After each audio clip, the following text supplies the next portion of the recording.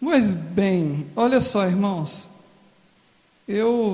enquanto estava planejando essa paraxá de hoje, estava pensando comigo assim, puxa, acho que eu vou fazer só um resumão e dar uma palavrinha no final e acabou.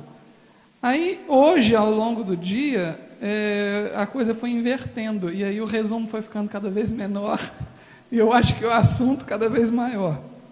Eu não sei o que vai acontecer durante a ministração, mas de qualquer maneira, convido os irmãos a estarem preparados para o imprevisível. Vamos ao resumão primeiro, porque está combinado que ao longo deste ano nós vamos fazer um resumo de todas as parashot até o final. Então nós vamos fazer os 54 resumos, tá? A Eulália já fez um ótimo resumo aqui. Nós vamos fazer uma recapitulação para poder gravar, né? E os irmãos apertem os cintos que nós vamos fazer isso bem rápido. Não sei se eu vou ser capaz, mas eu vou tentar. A paraxá então começa falando sobre os sonhos de José. José era um menino, ele tinha 17 anos, ele começou a ter sonhos e ele não tinha papas na língua, então ele começou a contar esses sonhos para os irmãos dele. Isso não foi uma ideia muito boa, porque os irmãos dele ficaram enciumados, eles já não gostavam de José, porque José era muito querido pelo pai dele, né? Ele era o filho caçula, e era o único filho da esposa mais querida, que era Raquel. Então, Jacó gostava mais de José do que dos outros irmãos, isso deixava os outros irmãos muito enciumados. Principalmente os filhos das duas servas, né? Os filhos das servas de Lia e de Raquel. Então, numa dessas aí, eles ficaram tão bravos com José, que resolveram matar José. Só que o irmão mais velho, Rúben, intercedeu e disse, não, nós não vamos matá-lo, vamos pensar melhor. E colocaram ele dentro de um poço, enquanto ele tinha expectativa que os irmãos esfriassem a cabeça. Ele saiu de perto, quando ele voltou, já tinham vendido José para uma caravana de ismaelitas. José foi parar no Egito.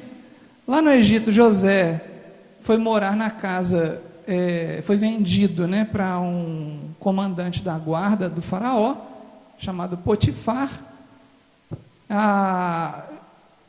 José foi tão bem sucedido como servo de Potifar, que Potifar colocou José na administração de todas as coisas, e vedou a José somente tocar na mulher de Potifar. Porque diz José que Potifar tinha entregue realmente tudo nas mãos de José, a tal ponto que Potifar já nem sabia mais o que tinha dentro de casa, que era José que dava conta de tudo. Mas a mulher de Potifar não tinha uma boa índole e ela resolveu abusar de José, só que José não permitiu. E José teve um evento lá em que um ocorrido, né, em que em que a mulher de Potifar se desentendeu com José e ela acabou incriminando-o de ter tentado agarrá-la. E por isso Potifar perdeu a confiança em José e o mandou para a prisão. Na prisão, José se encontra com aqueles dois servos do faraó, o copeiro-chefe e o padeiro-chefe, que têm sonhos, e José é uma pessoa que sonha e que entende de sonhos, que tem de Deus o dom de interpretar sonhos. Como o pastor Michael falou, é um dom muito extraordinário. Eu também acho extraordinário esse dom. Vou explicar por quê daqui a pouco. Mas aí José vai e interpreta o sonho dos dois exatamente como aconteceu logo depois. Dentro de 3 dias, o que ele disse que ia acontecer, aconteceu. Muito bem, a paraxá acaba por aí. A gente sempre conta a paraxá assim. Mas no meio disso tudo, teve um caso. Um caso entre o 4º filho de Jacó e uma nora dele. Uma nora do 4º filho de Jacó. Antes de falar desse caso especificamente, porque realmente quando a gente conta a história de José linearmente e não coloca essa história de Judá no meio do caminho, fica mais fácil entender a história de José, né? Depois eu vou voltar então na história de Judá, só para lembrar então, para fazer parte do resumão ainda, no meio desse caminho, ou seja, antes de José se tornar servo de Potifar no texto, Judá, que é o quarto filho de Jacó, ele tem 3 filhos. O primeiro filho se casa com uma mulher chamada Tamar. Essa mulher, esse primeiro filho dele morre. O segundo filho é obrigado pelo costume da época dar à mulher do primeiro filho um filho. Ele se recusa a fazer isso por meio de atitudes, e ele morre por causa disso. Ele também morre por causa disso. E aí Judá dá aquela escorregada, né? Ele fala assim: eu não vou dar o meu terceiro filho para ele morrer também. Porque já, sabe, é uma mulher viúva, é viúva do primeiro e do segundo filho meu, tem alguma coisa errada com essa mulher. Aí ele não dá o terceiro filho para ela. E aí acontece de ela se revoltar, ela se veste de prostituta e vai lá e tem uma relação com o próprio Judá, que é o sogro dela, e ela engravida dele e tem 2 filhos com ele, que são gêmeos, né? Então, esse caso de Judá e Tamar é um caso pouco falado. Na verdade, a maioria das pessoas que vão tratar desses textos aqui passa por cima desse capítulo, porque ele é um capítulo extremamente polêmico, né? Vamos falar sobre isso daqui a pouco. Terminei o resumo, tá? Agora eu vou chamar a atenção dos irmãos para alguns pontos nessa paraxá, pequenos, porque depois eu quero me concentrar naquilo que me chamou mais atenção. Vamos começar pelo começo. Gênesis capítulo 37, versículo 2, diz assim: esta é a história de Jacó. Tendo José 17 anos, e daí para frente vai falar de José. Como assim essa história de Jacó? Não deveria ser a história de José? Né? Isso é curioso porque, na verdade, antes já tinha acontecido algo semelhante. Quando a Bíblia vai falar da história de Isaac, ela conta a história de Jacó, ao invés de falar da história de Isaac. Você quase não ouve falar de Isaac na Bíblia. Pensa bem. Isaac, assim, ele quase não acontece na Bíblia, né? Fala muito pouco. Ele é um personagem importantíssimo, né? Mas fala muito pouco dele na Bíblia. Comparado com Jacó e com Abraão, Isaac tem muito pouca informação, né? Então aqui, a mesma coisa aconteceu antes, né? Parece que é um padrão bíblico isso. Uma coisa importante sobre esse capítulo 37 é que ele dentro da literatura, ele é uma construção chamada digressão. O que é uma digressão? Digressão é quando você está contando uma história, tem a linha do tempo, e aí você chega, na verdade, para vocês é daqui para cá, né? Da sua esquerda para a direita, não é isso? Então, você está contando uma história, tem a linha do tempo. Quando você chega aqui, você percebe que você precisava dar mais detalhes de algo que aconteceu aqui. Então você volta aqui, abre um parêntese e conta detalhes sobre isto. Depois você volta lá para frente e continua a história. Isso de voltar aqui, abrir um parêntese e explicar é uma digressão. E o capítulo 37 em diante constituem uma digressão sobre coisas que tinham acontecido antes. Por que eu estou dizendo isso? Porque Raquel já tinha morrido. Lá no capítulo 35. E ela aparece viva de novo aqui no capítulo 37. Olha só. No capítulo 37,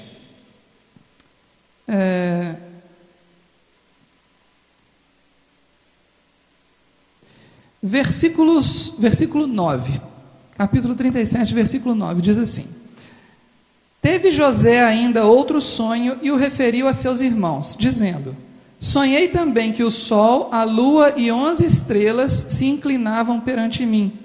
Contando a seu pai e a seus irmãos, repreendeu-o o pai e lhe disse: que sonho é esse que tiveste? Acaso viremos eu e tua mãe e teus irmãos a inclinar-nos perante ti em terra?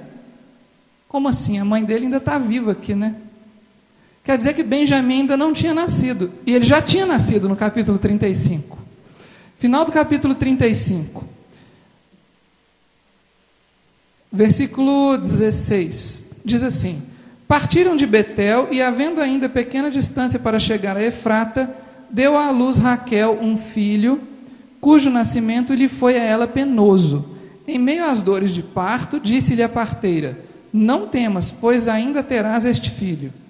Ao sair-lhe a alma, porque morreu, ou seja, Raquel morreu no capítulo 35, versículo 18, deu-lhe o nome de Benoni, mas seu pai lhe chamou Benjamim, que significa em hebraico filho dos dias, né?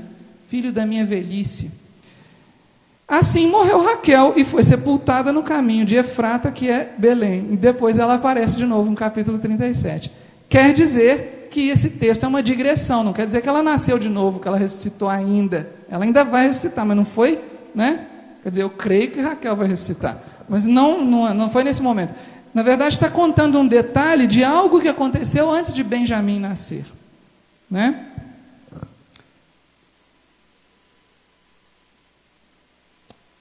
Isso é importante porque lá na paraxá seguinte, quando José já é governador do Egito e os irmãos dele vão ao Egito, eles escondem o filho mais novo, que José não conhecia, lembram disso? Benjamim, que ele não conhecia. Muito bem, isso é um detalhe da história, só estou situando, dando mais uns detalhes da história que todo mundo já conhece, mas é sempre bom a gente conhecer mais um pouquinho, né? Agora eu vou falar realmente do assunto que mais me chocou quando eu estava estudando essa paraxá. Aliás, eu não vou falar desse assunto não vou falar de jeito nenhum desse assunto. Mas eu vou falar de outro assunto que me chocou quase tanto quanto. Tem assuntos gravíssimos nessa paraxá, né? Essa paraxá aqui é dramática, altamente dramática. Para falar a verdade para os irmãos, eu tenho meditado sobre isso. Essa paraxá é uma paraxá que me incomoda muito. Esse capítulo 38, então, é um capítulo que dá vontade de nem ler, dá vontade de passar dele rápido, assim, que até dói para ler. Porque é muito incômodo ler esse capítulo, ler o que aconteceu aqui. É muito incômodo. Assim como foi incômodo ontem, quando eu li uma notícia sobre o Haiti, sobre coisas que estão acontecendo no Haiti, que estiveram acontecendo quando as missões de paz da ONU foram para lá, e 2 exércitos de paz que foram enviados, ao invés de pacificarem, geraram filhos lá e voltaram para os seus países depois e deixaram as crianças lá, assim. É muito incômodo para mim ler essas coisas. Sabe quais são os 2 exércitos? Brasil e Uruguai. Misericórdia. Isso aconteceu a partir do ano 2004, se intensificou e recentemente, não sei como é que está. Só sei que me incomoda muito ler essas coisas. E o caso de Judá e Tamar me incomoda profundamente. É desse caso que eu vou falar para os irmãos hoje. Mas não vou falar tudo, não, que não dá tempo. Vamos começar pelo seguinte: se eu fosse falar tudo, era capaz de eu ser expulso da igreja, ou expulso de qualquer igreja, de que eu falasse algo tudo. Na verdade, eu acho que qualquer pregador, qualquer um, pastor Michael, pastor Jimson, que vier aqui na frente e falar tudo que está escrito nessa paraxá, vai ser expulso de qualquer igreja, inclusive da igreja Eliahu. Sabe por quê? A igreja de Cristo, apesar de velha, porque já tem 2000 anos, é imatura. A igreja não está preparada para ouvir o que a Bíblia diz. E quando alguém fala a verdade, essa pessoa é taxada de herege, é taxada de radical, é taxada de alguma coisa que a igreja argumenta para a pessoa ir embora, né? Olha só, dá uma olhada lá em Hebreus. Isso está escrito na Bíblia, infelizmente, quer dizer, ou felizmente, né, porque isso me consola em certo ponto. Hebreus capítulo 5, versículo 12. Diz assim: porque, devendo já serem vós mestres pelo tempo, ainda necessitais de que se vos torne a ensinar quais sejam os primeiros rudimentos da palavra de Deus. E vos haveis feito tais que necessitais de leite e não de sólido mantimento. Porque qualquer que ainda se alimenta de leite não está experimentado na palavra da justiça, porque é menino. Mas o mantimento sólido é para os perfeitos, os quais, em razão do costume, têm os sentidos exercitados para discernir tanto o bem quanto o mal. Nessa minha tradução está escrito perfeitos aqui. Em alguma tradução aí deve estar escrito adultos. Ou outras traduções está escrito maduros. Perfeito aqui não quer dizer perfeito no sentido de ser perfeito como Deus, não. Quer dizer no sentido de crescido, né? Existiu também na antiguidade essa cultura de que a criança não é um ser humano perfeito, ela é um ser humano ainda em construção. Então, o ser humano perfeito é um ser humano adulto. Perfeito aqui é nesse sentido, de adulto, né? De que não é mais criancinha que tem que ficar dando leite e comidinha na boca. Uma pessoa adulta, ela senta e come o prato dela, depois ela mesma vai lá, escova o dente, lava a boca e lava a mão. E não fica deixando cair arroz em volta do prato, assim. Às vezes deixa, mas pouco, né? Menos que uma criança. Então, esse perfeito aqui de Hebreus é nesse sentido, nesse versículo. Agora, olha que interessante. O autor de Hebreus, olha a profundidade do que ele está falando. Eu não estou dizendo, gente, com isso, eu não estou querendo dizer com isso que eu alcancei essa perfeição que o autor de Hebreus está falando, não, tá? Eu nem sei do que ele está falando, para falar a verdade, porque ele não falou. Sabe por que ele não falou? Olha o versículo 10, Hebreus 5:10, está escrito assim: chamado por Deus, está falando de Jesus, né? Chamado por Deus, sumo sacerdote segundo a ordem de Melquisedeque, do qual temos muito o que dizer, de difícil interpretação, porquanto vos fizestes negligentes para ouvir. O que ele está falando aqui? Temos muito o que dizer. É porque tem muita coisa que ele não vai dizer, que ele tem que dizer. É isso que o autor está dizendo. Imaginem quanta coisa o autor do livro de Hebreus não disse, porque as pessoas que iam ler o livro de Hebreus eram imaturas. Percebem? E o que ele está dizendo? O conteúdo do livro de Hebreus, que para nós hoje é o clímax da teologia, né? Assim, você vai falar de teologia cristã, então o livro de Hebreus é assim, o que há de mais profundo. Ele chama de leite. Percebem? Ele fala, isso ainda não é sólido mantimento, porque vocês não estão prontos. Se aquela igreja não estava pronta, imagina a de hoje, né? Que está, como diz o Rabino Marcelo, cheia de verniz por cima. Muito bem, voltamos a Paraxá. Aliás, antes da Paraxá, voltamos para Paraxá. Essa Paraxá, especialmente o capítulo 38 de Gênesis, é muito polêmico, né? Por causa desse relacionamento incestuoso entre Judá e Tamar. Como eu disse, nós não vamos falar tudo o que é possível falar sobre esse caso. Eu mesmo não sei tudo o que é possível falar sobre esse caso, obviamente. Existem pessoas muito mais entendidas do que eu. Eu percebo algumas coisas nesse capítulo que vai dar tempo, hoje eu vou comentar com os irmãos, e tem outras coisas que eu não vou comentar porque não dá tempo, e outras que eu não vou comentar porque eu não tenho coragem mesmo.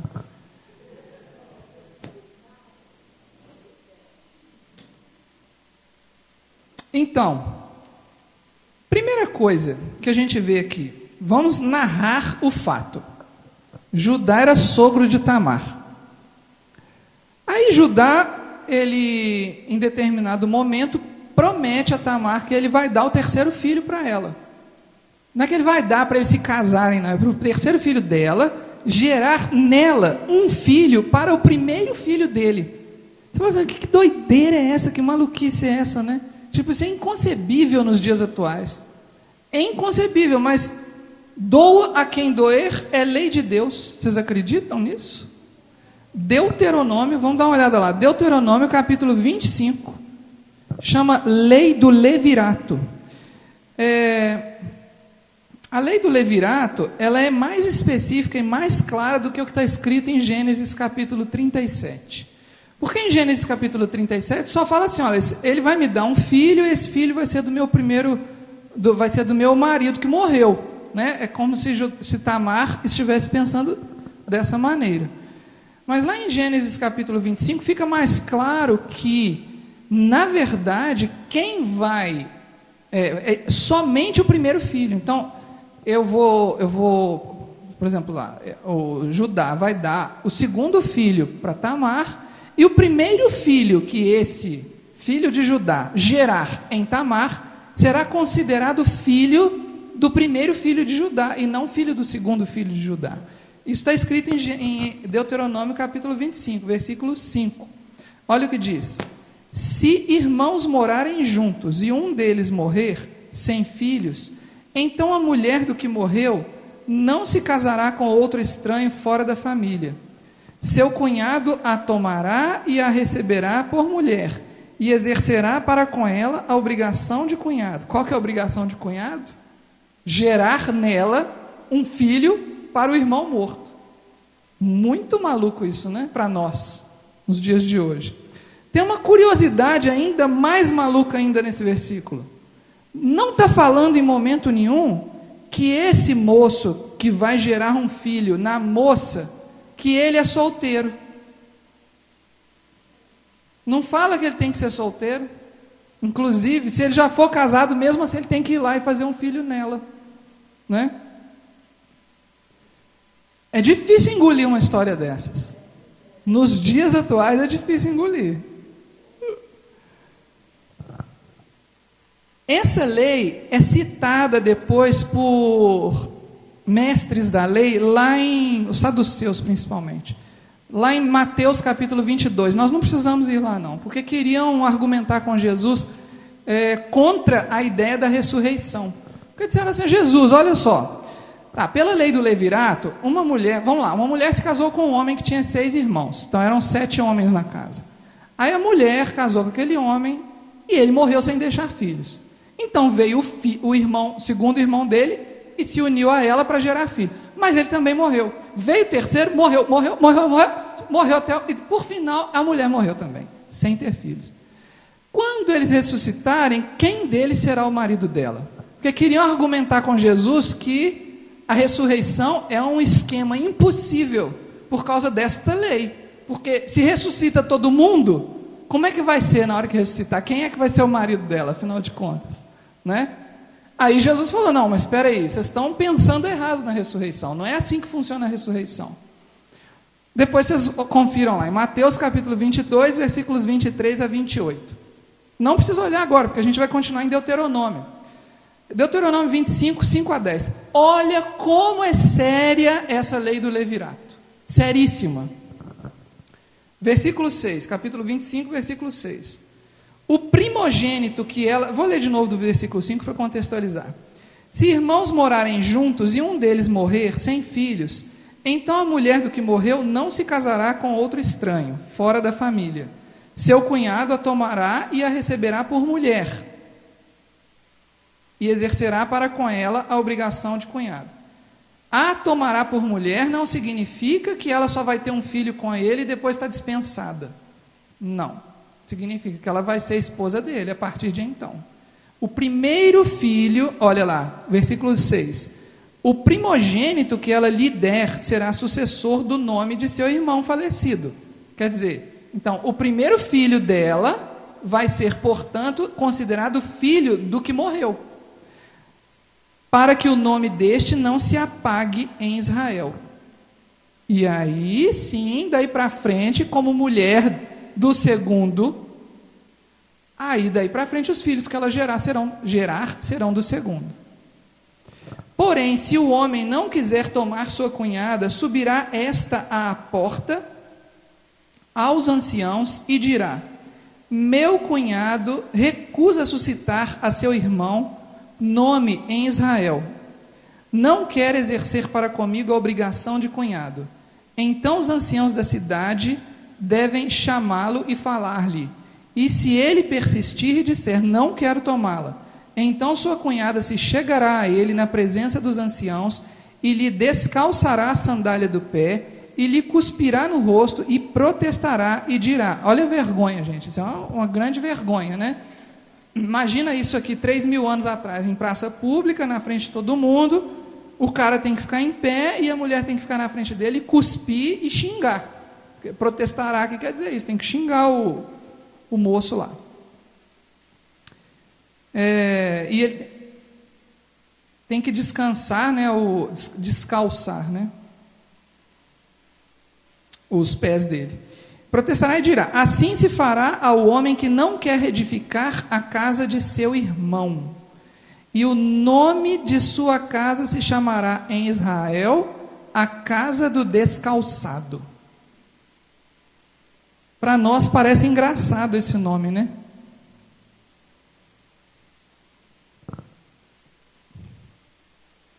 Mas estar descalçado era um sinônimo de extrema humilhação. Extrema humilhação. Isso vem desde o Egito Antigo, na verdade. Deuteronômio aqui, no máximo 40 anos depois do Egito, não é isso? Então, já existia no Egito uma cultura de que estar descalço é extremamente humilhante. Tanto que tem pinturas de faraós perante os deuses deles, em que os faraós aparecem descalços. Porque eles têm que se humilhar perante o Deus que os alimenta, por exemplo. Né? Agora, isso não é só cultura egípcia, não. Quem é que ficou descalço quando foi falar com o nosso Deus? Moisés, o próprio Moisés. Então, na verdade, todo mundo sabia que ficar descalço é um gesto de humilhação. É um gesto de submissão. Então, quando esse homem fica descalço na frente daquela mulher, para quem ele não quis dar um filho, ele está promovendo um gesto de muita humilhação, né? Uma coisa interessante desse trechinho que a gente leu aqui de Deuteronômio é que 2 vezes ele fala sobre o nome do irmão. Versículo 6 fala assim, final do versículo 6, para que o nome deste não se apague em Israel. Depois, lá no versículo 9, final do versículo 9, a mulher xinga o homem dizendo: assim se fará ao homem que não quer edificar a casa do seu irmão. Não é aqui que falou do nome. Não, versículo 7. Fala assim: meu cunhado, no meio do versículo, né? Meu cunhado recusa suscitar a seu irmão nome em Israel. O que é suscitar nome? É deixar nome, né? Quer dizer que as próximas gerações, então assim, digamos lá, Judá tem 3 filhos, A, B e C. O primeiro morreu, filho A. Então ele não tem nome mais em Israel, ele foi apagado, porque ele não vai existir ninguém com o nome de filho do A. Certo? É isso que está em jogo. Suscitar nome.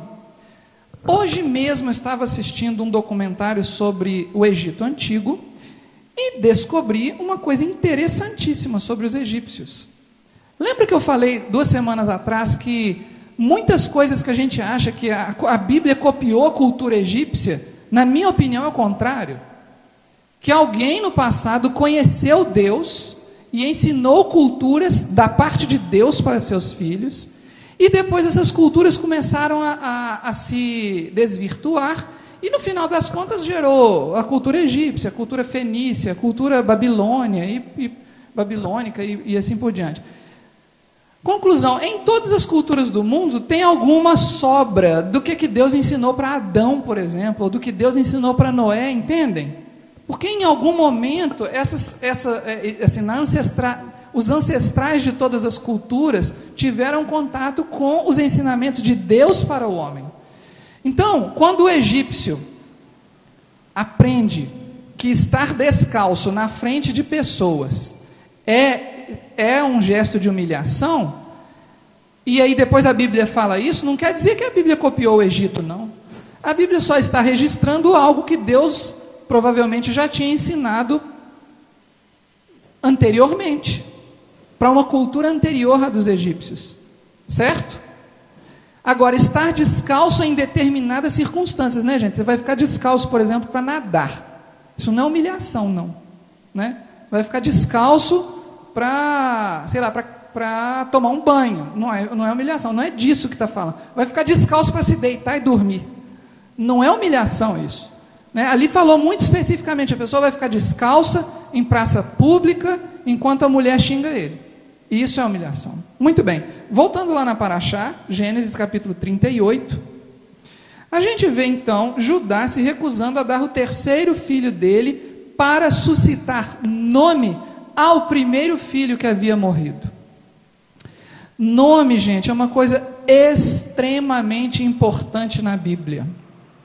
Eu falei que eu estava assistindo um documentário sobre a cultura egípcia hoje, e curiosamente, muito curiosamente, eu aprendi hoje que os egípcios acreditavam que o ser humano é constituído de 5 partes, que não vem ao caso aqui agora, porque aí é cultura egípcia mesmo. Mas uma dessas partes é o nome.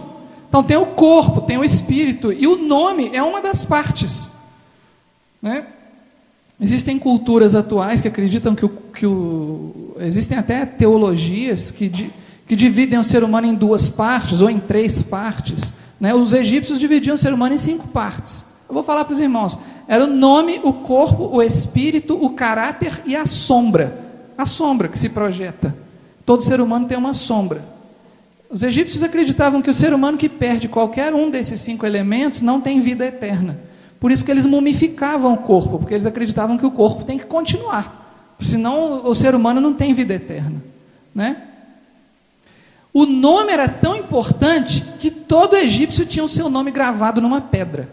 Eles esculpiam os nomes deles nas pedras, porque depois que eles morressem, o nome deles ia continuar, mesmo que eles não tivessem filhos. Porque para eles era mais importante ter um nome que fosse registrado em algum lugar para eles terem vida eterna. Então eles faziam questão de ter todas essas coisas. Se mumifica o corpo, tem sombra e tem corpo. O fôlego de vida está em algum lugar, que na cultura deles, no além. O nome está registrado numa pedra. Então estou garantindo lá que eu continuo existindo, essa é a cabeça do egípcio. O nome era extremamente importante. Mas essa questão do nome ser importante para a vida eterna, na minha opinião, mais uma vez, não é invenção egípcia. Também não é invenção dos babilônios, não é invenção de nenhuma cultura antiga. É invenção de Deus. Deus deu um nome para o primeiro homem. Deus falou para o primeiro homem: dê nomes aos animais e às plantas. Nome é uma coisa muito importante. Desde o primeiro capítulo da Bíblia. Aliás, foi Deus que deu o nome para algumas coisas. E olha que interessante, em Gênesis capítulo 1, tem coisas que estão debaixo da autoridade direta de Deus, de autoridade direta e intransferível da parte de Deus. Que coisas são essas? São as coisas às quais Deus deu o nome. Vamos ver? Gênesis capítulo 1. Disse Deus: haja luz. Então ele já falou uma palavra, luz. Então ele deu nome para uma coisa. Certo? Já deu o nome. Haja luz, e houve luz, e viu Deus que a luz era boa, fez separado, blá, blá, blá. Versículo 5. Chamou Deus à luz dia e às trevas noite. Alguém tem controle sobre o dia e a noite? Por mais tecnologia e poder que o ser humano tenha, a Terra vai continuar girando 24 horas por dia. Vai ter noite, vai ter dia, vai ter estações do ano, inverno, verão, outono, primavera, vai ter. Deus é que deu o nome para essas coisas, então Ele tem autoridade intransferível. Firmamento, versículo 8, aliás. E chamou Deus ao firmamento os céus. Houve tarde e manhã, o segundo dia. Alguém ou algum poder, além do próprio Deus, consegue mudar alguma coisa nos céus? Tipo, essa nuvem está muito carregada, vamos dar uma dissipada nela para não chover hoje, que hoje eu estou fazendo uma obra importante, vou bater laje, eu não quero que chova. Aí vai lá com um soprador, na nuvem, para ela... Impossível. Ou nas estrelas, ou na lua. Hoje eu quero lua cheia. Aí você vai lá, acende o acendedor, a lua, pum, acendeu. Impossível. Porque Deus chamou aquele astro lua. Na verdade ele não chamou, não. Mas ele criou um astro para governar a noite, que é de autoridade intransferível de Deus. Então tem coisas que Deus fez e ninguém vai controlar, ninguém. Sabe o que mais que ninguém vai conseguir controlar? Versículo 10. À porção seca Deus chamou terra, e ao ajuntamento das águas, mares. Por acaso alguém consegue mover um continente daqui para lá, um mar daqui para lá? O Mediterrâneo está me incomodando, se eu pudesse passar direto da França para... Esqueci o nome do país lá. Esqueci mesmo. Muito bem. Se eu pudesse não ter o Estreito de Gibraltar, se eu pudesse passar direto ali, da Europa para a África. Então, aproximar os dois... Gente, é tão pertinho, ninguém até hoje conseguiu cobrir aquilo ali de terra. E nem vai conseguir, o máximo que vão fazer é uma ponte. Mas cobrir de terra não vão. Tipo, para unir os continentes, ninguém vai conseguir fazer isso. Por quê? Porque Deus chamou mar aquele lugar, e aquele outro lugar Deus chamou terra, e ninguém tem controle sobre isso. Inclusive, quando as porções de terra se mexem, é porque foi o ser humano que, lá na NASA, apertou um botão para elas se mexerem, e fazer um terremoto 8.5 na escala Richter, não é isso? Claro que não. Qualquer terremoto 0.1 ou 9.9 na escala Richter é a mão de Deus. Por mais duro que isso pareça. E é por causa disso que eu quero falar hoje sobre essa paraxá. Porque tem coisas muito duras nessa paraxá que parece, que que nos dão a impressão de que Deus é injusto. Antes ainda, em Gênesis capítulo 1, quero só mencionar, então, que no final das contas Deus criou os animais, e aí ele falou para o ser humano, domine sobre os animais, né? Tenha ele domínio sobre os animais. E aí o ser humano começou a dar nomes aos animais. O ser humano sim domina os animais, mas ele não domina ele não domina o mar, a terra, ele não domina a chuva, a noite, ele não domina nada disso. O máximo que o ser humano consegue fazer é destruir alguma coisa, né? Tipo, destrói um ecossistema, destrói a Amazônia inteirinha, vira o deserto do Saara. Nisso o ser humano é ótimo. Ele é ótimo para isso, né? Muito bem.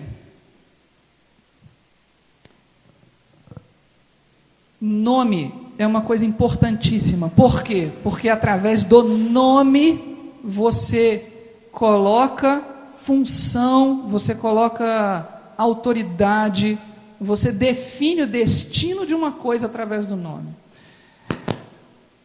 Eu não comentei aqui hoje, mas eu ia comentar no começo, estava planejado para comentar desde o começo. É a terceira vez seguida que eu estou ministrando a mesma paraxá. Vocês sabiam disso? 2018 e 2017 eu ministrei esta paraxá também.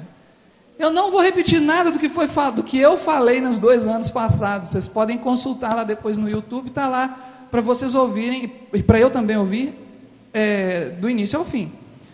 Então, eu teve uma delas, não lembro se foi 2017 ou 2018, que eu falei sobre a importância da gente não abrir a boca para falar qualquer coisa. Eu falei sobre, porque eu estava falando que José não tinha cuidado para falar, não tinha cuidado nenhum para falar, falava sem pensar. Mas agora, ainda no contexto dessa paraxá, eu diria que a importância que essa paraxá dá para o nome da pessoa também nos mostra a importância das nossas palavras. Porque se eu abro a boca para dizer, você é um abençoado, eu estou colocando nessa pessoa a capacidade de ser abençoado. Mas se eu digo para essa pessoa, você é um idiota, eu estou colocando nessa pessoa a capacidade de ser um idiota. Aliás, eu não preciso dizer, você porque isso não é nome, né? Mas eu posso chamar você, ô abençoado, vem aqui por favor, né? Eu posso falar assim, ô idiota, fica quieto. Idiota, gente. A idiotice é um nome muito antiquado, ela não é usado mais hoje em dia, mas a idiotice é um nome que se dava para uma doença mental no século XIX. É uma doença que hoje em dia ela tem várias classificações, não é uma só mais. Mas era uma doença. A pessoa idiota era uma pessoa doente mental. Ela tinha algumas deficiências mentais. Isso era um idiota. Porque ele só conseguia pensar no próprio idioma. Entendem? Daí que vem a palavra idiota. Porque ele só tinha o idioma particular dele. Ele não conseguia conversar no seu idioma, no meu idioma, que no caso é a língua portuguesa, né? Era uma doença mental extremamente severa. Muito bem. Quando eu falo a palavra idiota para alguém, eu estou colocando nessa pessoa a característica da idiotice, nesse sentido que eu estou falando. Então a gente tem que tomar cuidado com os nomes que a gente dá para as coisas. Uma pessoa tem um nome de fábrica, né? Assim, se você nasce, vai alguém lá e põe um nome em você. Às vezes esse nome não é bom, infelizmente, porque às vezes os nossos pais não têm sabedoria, eles não pensaram nisso, só acharam o nome bonito, né? E às vezes você nasce e já põe em você uma maldição. Mas é por causa disso que Jesus nos promete nos dar um novo nome. Vocês lembram disso lá no Novo Testamento? Jesus nos promete que nós teremos, ou já temos, um novo nome. Já temos, digo no presente, porque o reino de céu, ele também diz que o reino dos céus está dentro de nós, né? Ele não estará, ele já está dentro de nós. Então, nós já temos um novo nome a partir do momento que o sangue dele lavou os nossos pecados. Agora, olha que curioso. No livro do Êxodo, quando quando Deus manda as pessoas passarem o sangue do cordeiro nos portais das casas, também tem um motivo e está relacionado ao nome. Vocês acreditam nisso? Também descobri isso hoje, ao refletir sobre essa paraxá. Por que os umbrais da casa? Por que o Shema fala para nós escrevermos as palavras de Deus nos umbrais da nossa casa? De onde que veio isso, gente? Por que nos umbrais ali, nos portais? Por que isso?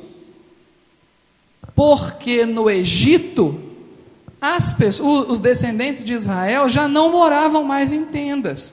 Eles não eram mais nômades, como eram na terra de Canaã, que moravam em tendas, pastoreavam ovelhas e mudavam de um lugar para o outro, né? A gente vê Abraão, Isaac e Jacó mudando toda hora de lugar. Eles ficaram por muitas gerações no Egito, morando no mesmo lugar. E ali eles construíram casas de tijolo, de barro, de adobe, na verdade, né? Que era a técnica de construção que era usada no Egito. E foi até aqui no Brasil, muito recentemente, ainda era usado o tijolo de adobe. Então eles faziam tijolo de adobe e o único lugar da casa que era feito de pedra eram os umbrais da porta da casa. Por que ele era feito de pedra? Porque as pessoas esculpiam os seus nomes naquelas pedras. E eles acreditavam que esculpindo seus nomes naquelas pedras, eles teriam vida eterna. Isso ficou entranhado no meio dos próprios hebreus, porque eles estavam vivendo no meio dos egípcios. Se eu esculpir o meu nome numa pedra, na minha casa, mesmo que a casa caia, o meu nome continua ali naquela pedra e eu vou ter vida eterna. Se a casa cair e eu morrer, eu continuo vivo. Tipo isso. O que Deus fala? Nós vamos fazer o seguinte, nós vamos apagar essa cultura egípcia de vocês. A primeira coisa que vocês vão fazer para se libertar do Egito é tampar esses nomes que vocês pintaram nas portas de vocês, que vocês esculpiram. É apagar toda a sombra de Egito, é apagar a autoridade do Egito sobre você. O seu nome egípcio, que está na porta da sua casa, que você esculpiu numa pedra, eu quero que você apague ele com o sangue do Cordeiro, porque eu vou te dar um novo nome. É exatamente a mesma coisa que acontece quando nós recebemos Jesus como nosso Salvador. Por quê? Porque nós vivemos no Egito de pecado, nós vivemos no Egito da soberba, da desobediência, da desorganização, nós vivemos no Egito da doença, E aí nós aceitamos Jesus como nosso Salvador, e a primeira coisa que Ele faz, passa no nosso coração o sangue dele, e aquela autoridade do Egito é apagada. Qual é o próximo passo? Tirar a memória do Egito, né? As manias do Egito. Porque mania é assim, né? Você faz sem ver. Alguém me contou recentemente que tem a mania de apagar as mensagens do WhatsApp. O WhatsApp da pessoa está sempre limpo, não tem nada. Porque a pessoa recebe a mensagem e já apaga, já vai recebendo e apaga. Mania, né? Eu acho até que é uma mania boa, para falar a verdade. Mas tem manias que são ruins, né? Tipo, não vou dizer o quê, é feio. Mas tem manias que são ruins. Agora vocês imaginam o pecado. O pecado é mania também. Mania de falar mentira, por exemplo. Eu já tive essa mania de falar mentira. Anos depois de aceitar Jesus é que eu fui perceber que eu tinha essa mania. Aí eu levei mais alguns anos para me livrar dela. Percebem? Eu já tinha aberto mão da idolatria, já tinha aberto mão de um mundo de engano, já tinha passado o sangue do cordeiro nos umbrais da minha casa, mas eu ainda tinha a memória, a mania dentro de mim, sabe? Foi o que aconteceu, e foi por causa disso que Israel precisou de passar 40 anos no deserto, né? Vejam como o nome é importante. Então, assim, uma lição importantíssima desta paraxá, além daquela que eu já tinha falado 1 ou 2 anos atrás, que é para nós tomarmos cuidado com o que nós vamos falar, no geral, é nós tomarmos cuidado com os nomes que nós vamos dar para as coisas que nós olhamos, que nós tocamos, para as pessoas, para os animais, né? O animal do inferno, tá bom, então vai entrar um demônio nele e vai te atormentar, é isso que você está querendo, né? O cachorro endiabrado, vai ser um cachorro endiabrado.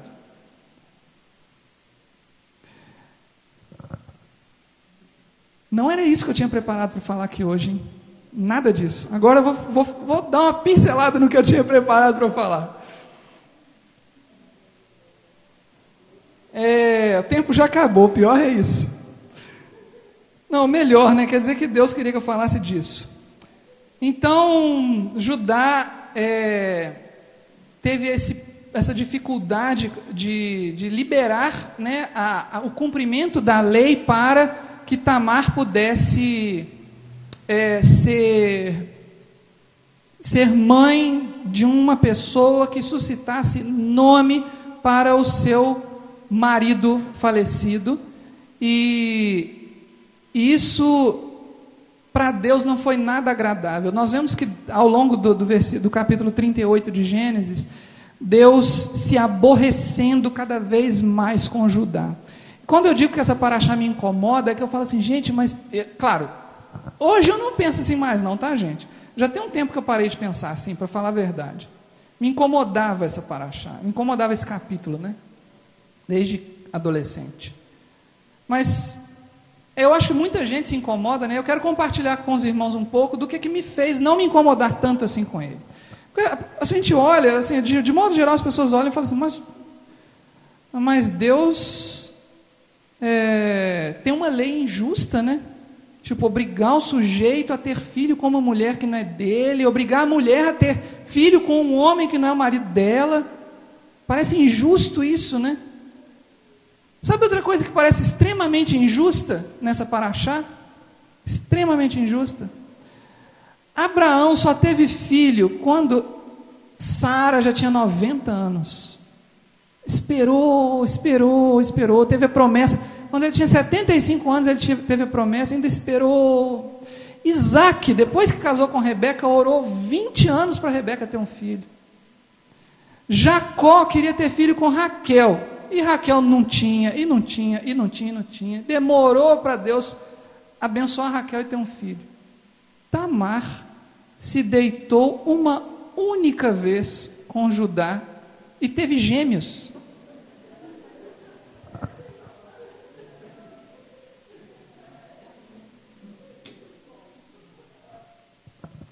Os anteriores, né? Abraão, Isaac e Jacó fizeram tudo certinho.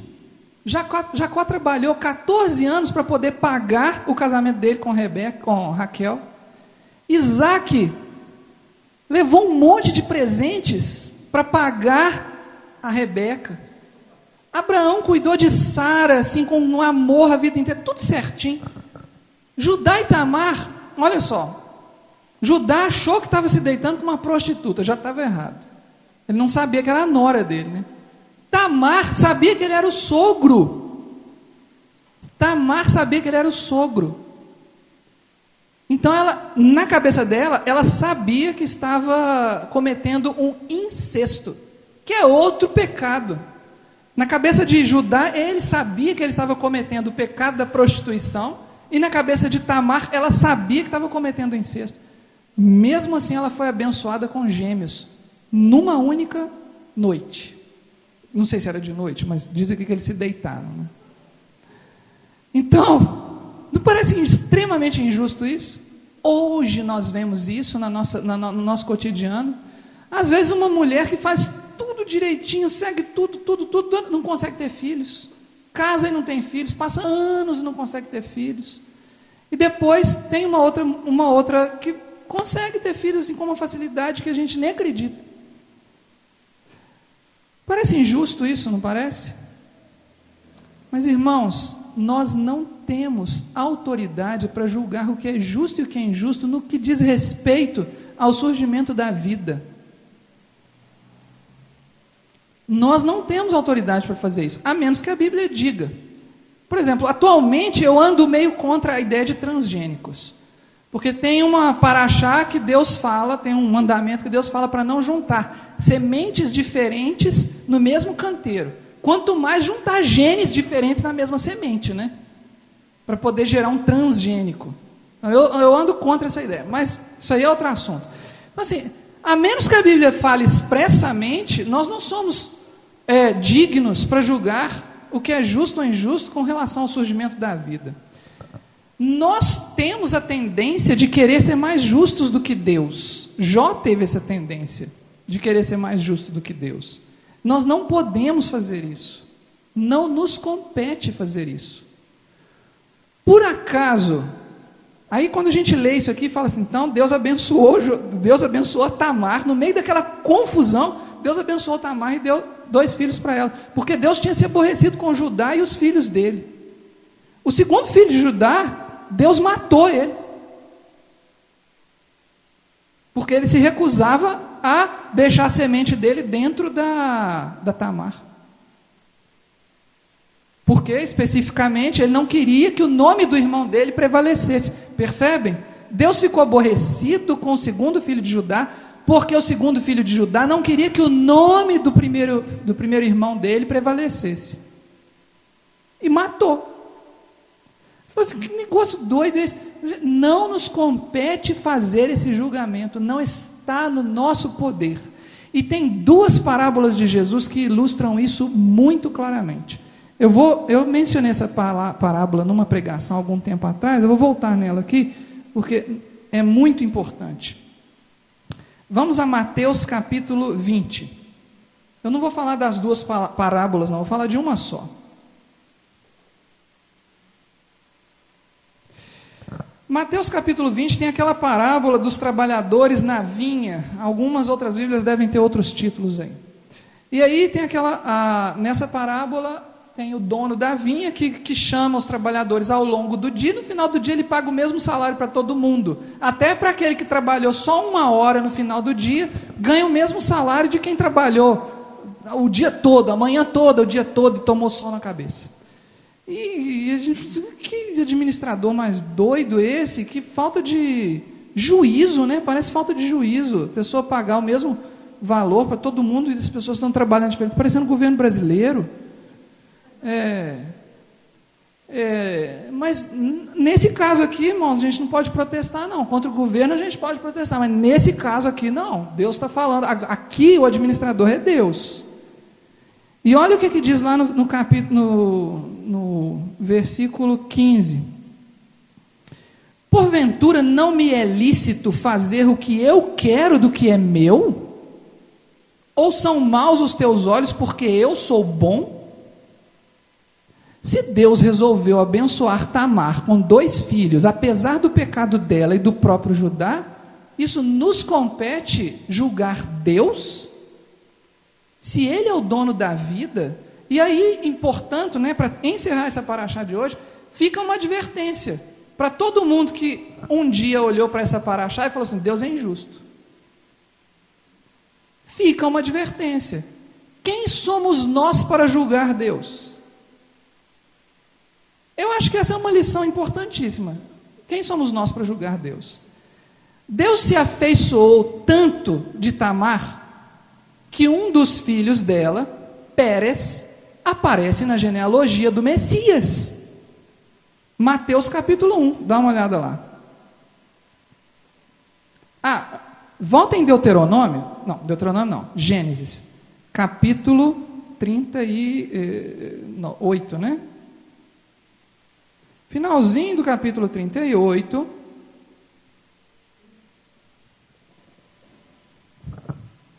Então lá, versículo 27.